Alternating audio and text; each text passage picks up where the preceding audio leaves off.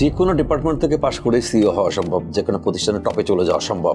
MBA করতে হবে এমন কোনো ম্যান্ডেটরি কোনো বিষয় নাই, এরকম কোনো এক্সাম্পলও নেই। পৃথিবীর অনেকেই আছেন যারা এমবিএ করে নাই কিন্তু সাকসেসফুল বিজনেস পারসন এবং টপ পজিশনে চলে গেছেন।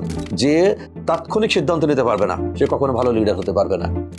অনেকে ভুল করেন, সেটা হচ্ছে চাকরি করতে করতে প্রমোশন হয় না, তখন একটা এমবিএ করেন, বেশ কিছু টাকা খরচ করে এমবিএ করে এইচআর সার্টিফিকেট দিয়ে আসেন। আসলে তাতে কোনো লাভ হয় না, কারণ ওই সার্টিফিকেট আমি এক জিনিস না।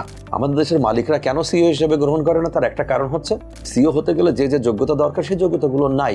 এই কারণেই বাইরের লোকজনের দিকে উনি তাকাচ্ছেন। স্কুল, কলেজ, ইউনিভার্সিটি, মাদ্রাসা, মক্তবা যেখানেই পড়ি না কেন, শুধু সিজিপিএ, শুধু নোট আর শুধু পাস করা, এটার উপর ফোকাস থাকি। বাট আমার এই জ্ঞান কতটুকু কাজে লাগবে প্র্যাকটিক্যাল লাইফে বা লাগবে না, কর্পোরেটে যদি যেতে চাই বা কোনো জবে যেতে চাই, সেটা চিন্তা করি না আমরা। এই জন্য সিজিপি এর বাইরে একটু পা রেখে কিছু কিছু স্কিল শিখে ফেলতে হবে। স্কিল শেখা ছাড়া কিন্তু কোনোদিনও হবে না। স্বপ্ন দেখবো যে আমি এইটা করব, কিন্তু আমি যদি সেটা করার জন্য নিজেকে উপযুক্ত না করি তাহলে তো কখনোই হবে না। অ্যান্ড এক্সট্রা মাইল যেতে হবে, কারণ কর্পোরেটে বা অন্য যে কোনো জায়গায় চাকরি করতে গেলে আমি 100 টাকা বেতন দিলে 100 টাকার কাজ করলাম, দেন পাওনা শেষ।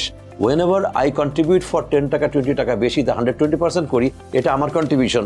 অনেকে এত বেশি সেলফিশ, একটু বেশি করেই বলে ফেলে যে আমি তো এত কিছু করেছি, কোম্পানি আমার জন্য কি করলো। সরি ভাই, না, আপনি করে যান, এটাই আপনাকে দিবে।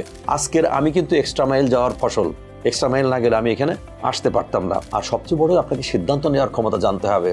যে তাৎক্ষণিক সিদ্ধান্ত নিতে পারবে না সে কখনো ভালো লিডার হতে পারবে না, কারণ আমার সিদ্ধান্তের উপর নির্ভর করছে আমার জুনিয়রদের অ্যাকশন, আমার সিদ্ধান্তের উপর নির্ভর করতেছে এন্টার এনভায়রনমেন্ট। বর্তমান পরিস্থিতি বিবেচনা করার পরেই আমি বলে দিলাম এটা, কিন্তু আমি না বলে চুপচাপ বসে আছি, আজ না কাল, কাল না পরশু সর্বনাশ হয়ে যাবে। সো এই যে বিষয়গুলো, এই বিষয়গুলোই পাওয়া যাবে এই বইটার মধ্যে, রুট টু বিকামিং সিইও।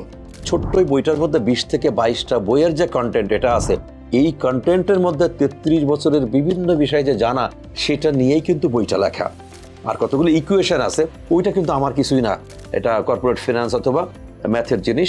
আমি সিম্পলি এর মধ্যে তুলে দিয়েছি। যারা স্টুডেন্ট, যারা কর্পোরেটের বিভিন্ন মহলে আছেন, ইভেন এর বাইরেও যারা আছেন, বিভিন্ন ফার্ম করেছেন অথবা বিভিন্ন প্রতিষ্ঠানে বা শিক্ষা প্রতিষ্ঠানে জড়িত আছেন, তারা যদি এই বইটাকে কনসাল্ট করেন, আই বিলিভ যে তারা তাদের স্বপ্নের রাস্তাতে অনেক সহজে যেতে পারবেন, জানতে পারবেন যে কি করলে আমি এখানে যেতে পারবো।